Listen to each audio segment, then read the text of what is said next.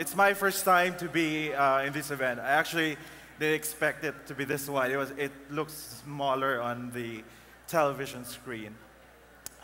All right, so when I received the invitation for this event, I was initially thinking of doing something technical. Maybe I could talk about the best practices for web development, or maybe something about making an app using AngularJS.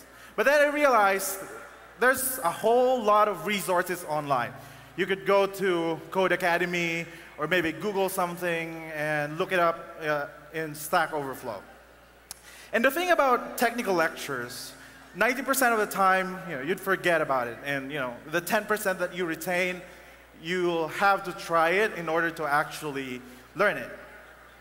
So then I said, maybe I take a step back and I guess do something inspirational, or at least try to be inspirational. So that's why I decided that my talk is going to be titled Decide What to Be and Go Be It. It's taken from the lyric of a song by the Avett Brothers called Head Full of Doubt, Road Full of Promise. Now, first off, let me introduce myself. My name is Francis. I consider myself a geek. I'm an entrepreneur. I co-founded a company called Muber. It was an Atlanta-based company until 2 weeks ago, where we recently decided we're moving back to Manila and make it a Philippine-based company. And I graduated from MIT last year. So I'm fresh out of college, and a little disclaimer, don't take my word as wisdom, because just like you guys, I'm also trying to learn myself. I have very little experience about the real world, and every day is adding to that experience. And I think of myself as a wishful writer. Wishful in the sense that I attempt to create my own blogs, yet over time I fail to create interesting content. So that's me. Now today I'm not going to tell you how to become a billionaire. There's a different venue for that, and there's a whole set of different people who's going to give you great advices. In fact, about a month ago, I had a full-time job at Oracle Social Cloud. It was paying so high that I had a very nice apartment overlooking the heart of Atlanta. I had a nice car, and the life was very convenient. Now, it's the 11th of September 2014, and back in Manila, I have my startup, I have no income-earning job, I have no nice apartment overlooking the heart of Makati, and I have no car. So that tells you that I'm not the right person to give advice about how to become a billionaire. In fact, just like most of you, I said, I'm also learning.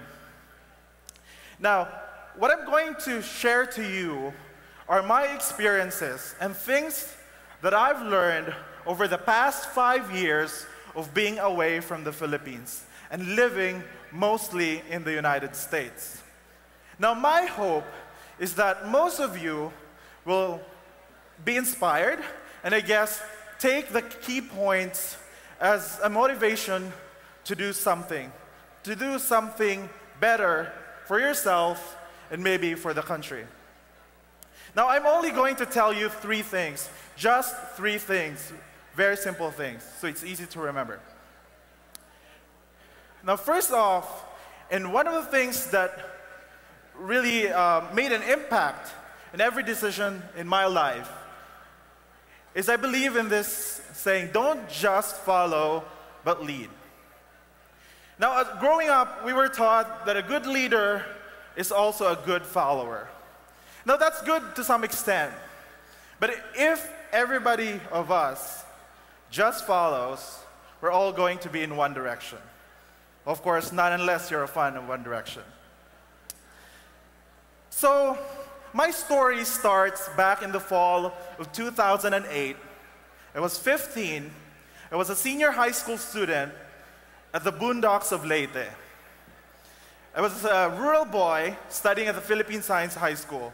I didn't know any better. I've never been to Manila at that time.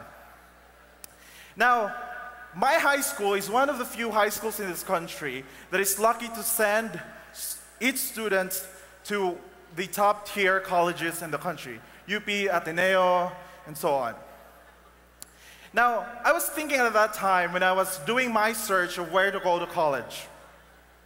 I said, Philippine Science High School has existed for, what, 15 years at that time? And probably has produced about 5,000, 6,000 alumni. Now, all of them would have Philippine Science High School in their resume, which is a great high school, I would say.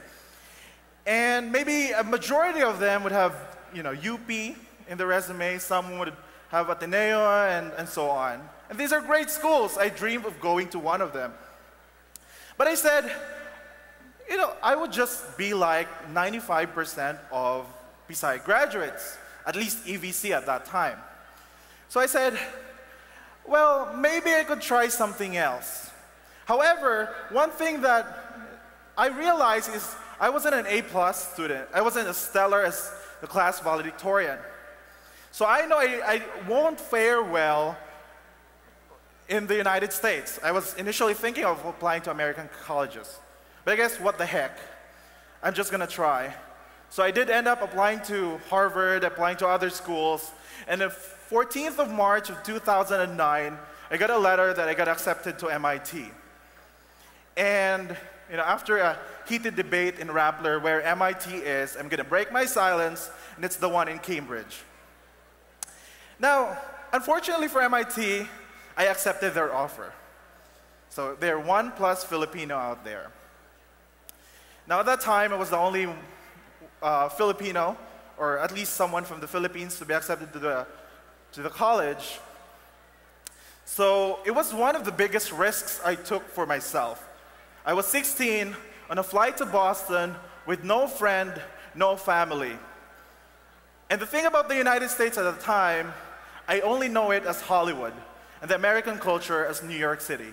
That is, I didn't know any better. But what the heck, I'm going to fly and take the risk. Which brings me to my next point, take risks. And when I arrived in the United States, it was a different culture, different thing. I know how to speak English, but I was not able to communicate that well. My first semester at MIT was challenging. It was very challenging. Socially, culturally, academically. I thought that being a graduate of Pisay would help me ace the sciences. I didn't develop a good study habit. I wasn't good in my schedule.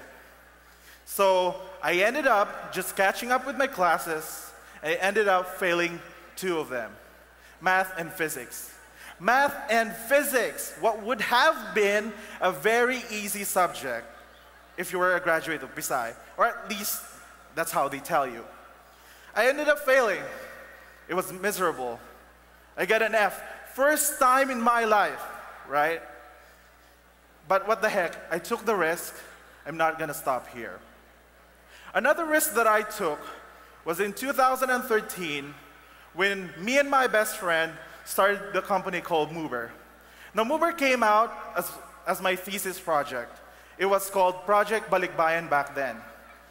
Now if I'm going to tell you, Project Balikbayan at that time wasn't about creating startup. It was just about for me to it was just about to help me graduate MIT.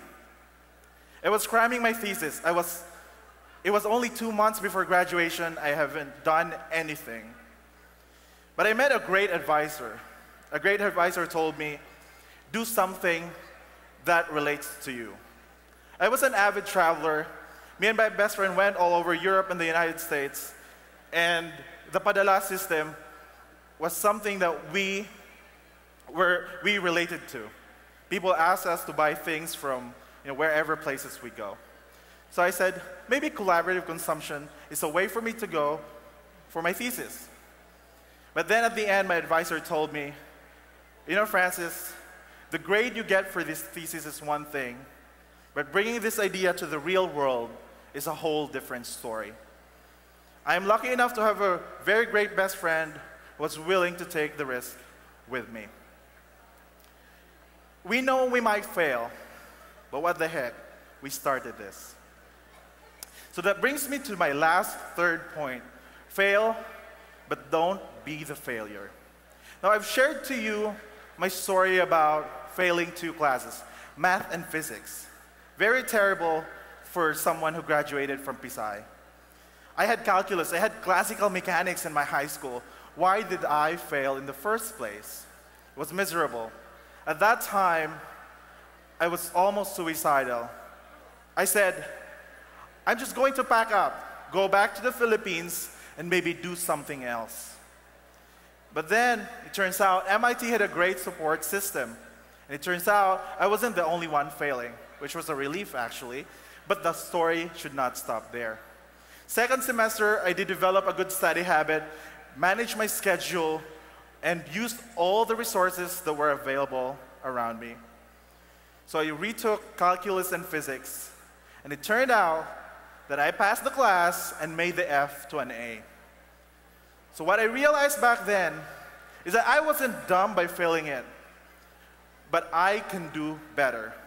So I took that failure not as a roadblock, but a lesson to do more.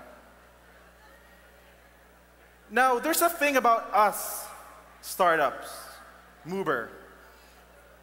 The Mover story is still being built. We don't know where we might be in 2 or 5 years. We might fail. We may realize that we would be a complete disaster. Or, in the opposite, it may surprise us all. We may become a billion-dollar company. But the only thing that I'm sure right now is that you won't know if you won't try. And I always believe myself that failing to try is the greatest failure.